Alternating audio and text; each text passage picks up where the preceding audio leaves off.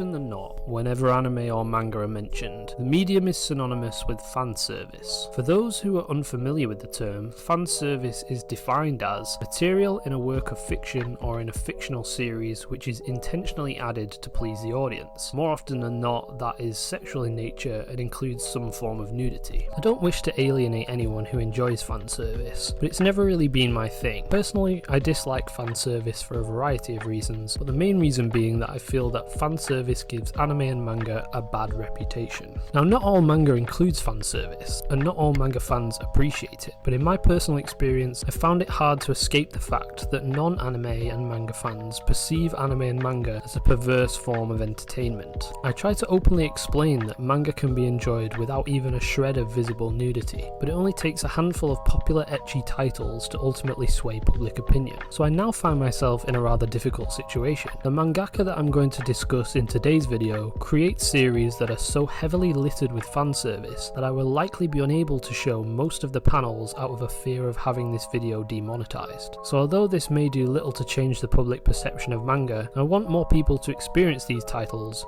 not for their nudity, but for their diverse characters and off-the-wall storylines. So without any further introduction from me, I'd like to share with you the Genius of Hiroya Oku. Hiroya Oku is a manga artist born in Fukuoka, Japan, whose works have been serialized since 1988, starting first with his manga series Hen, up to present day with his most recently serialized work Gigant. When trying to recommend Oku's works to anyone, I more often than not describe him as a kind of Quentin Tarantino of the manga world. All of his manga contain a shocking degree of violence and nudity, and you can always expect this to escalate beyond what you initially thought was possible. From giant adult film actresses to robotic pensioners, Oku has always created narratives that exceed expectations. Of course, it goes without saying that all of his works also include an unhealthy amount of fan service, but more often than not, it only aids to moderately distract the reader from the chaos that is unfolding before them. I think for me that's what makes Oku a true genius. He found a way to include fan service and somehow make it secondary to his other outlandish ideas. No one reads an Oku manga and immediately thinks of the nudity. How can you when vampires, psychics and velociraptors take centre stage?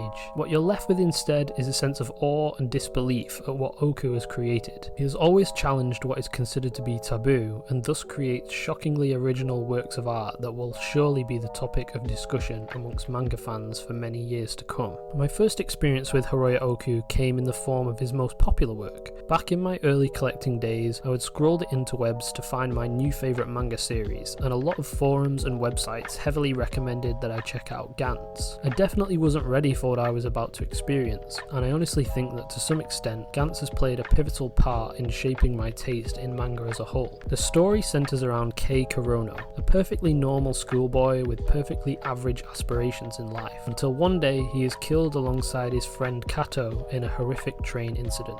Just as he takes his final breath, Kei then wakes up in an unusual apartment full of strangers and an ominous black orb at its centre. What follows is perhaps one of the strangest stories in all of manga, with few exceptions that are to be discussed later within this video. The name of the orb is Gantz, and the rules are simple. Defeat the targets and Gantz will award you with points. Earn enough points and you can free yourself from the endless death game and buy back your old life. Using the special abilities of the weapons and suits provided, Kei and Kato find themselves in a slew of violent and increasingly dangerous encounters, ranging from onion aliens, Buddhist temple statues, and even dinosaurs. Now, Gantz is often referred to as Hiroya Oku's magnum opus, and for good reason. It is a series of many parts that often shifts the gears just as you start to feel like you have a mild comprehension of what it is trying to achieve, with some of Oku's most shockingly controversial moments in the form of a mass shooting alongside constantly evolving enemy types. Gantz always keeps the reader guessing, and I can honestly say that I was shocked by every chapter. But what always seems to take centre stage is the violence. Oku expertly finds new and interesting ways to kill nearly every member of his ensemble, and on many occasions I was left stunned by the catastrophe unfolding before me. His art style is an original blend of traditionally detailed line work alongside new wave digitally realised backdrops, which creates an astonishingly unique experience. Although I can't recommend Gantz to everyone, for obvious reasons, I feel like as a fan of science fiction, it still stands as one of the most uniquely told stories in all of sci-fi manga. It acts as a testament to Oku's creativity, and I'm still left longing for a better anime adaptation than the poorly developed 2004 rendition which we already received. And much like all of Oku's works,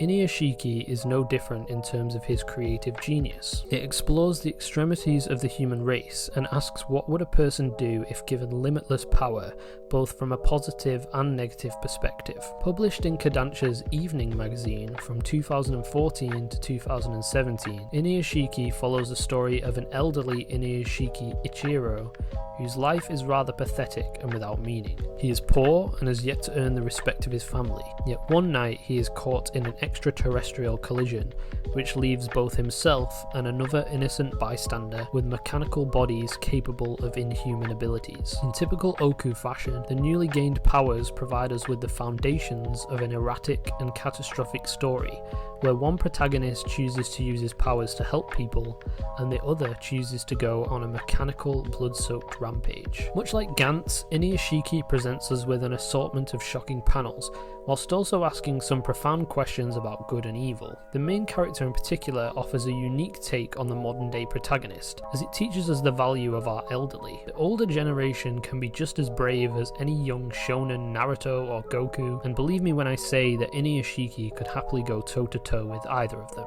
Similarly, although our antagonist is contrastingly sinister in his motives, Oku uses this opportunity to portray an insight into the darkest depths of human nature. He questions what it is to be human, and how sometimes our basic instincts can really get the better of us. Also, on a side note, it's just a ton of fun to witness on the page. But in spite of all its brutality and turmoil, Inuyashiki pales in comparison to the fan service gamble that is Gigant. After hearing my thoughts on his previous works, it may come as a surprise to you that I honestly believe Gigant might be Oku's most controversial work. The premise is simple. A female adult film actress is visited by a time traveller and given the ability to grow giant in size in order to fight other gigantic beings to defend the human race. See?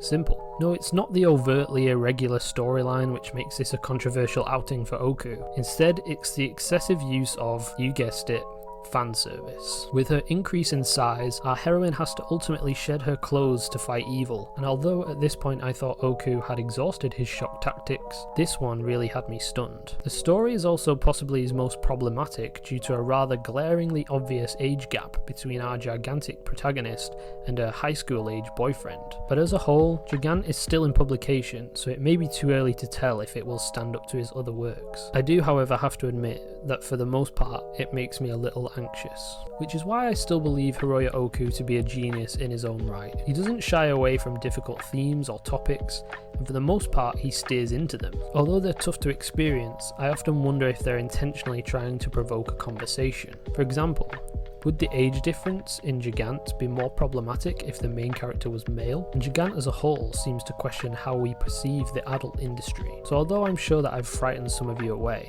I do hope that I've convinced at least one person to pick up an Oku manga. There really isn't anything out there quite like it, and even if your friends think anime and manga is just fan service, it's them that will be missing out on the genius of Hiroya Oku. So thanks for watching guys, and if you enjoyed this video, don't forget to hit like and subscribe. Catch you next time.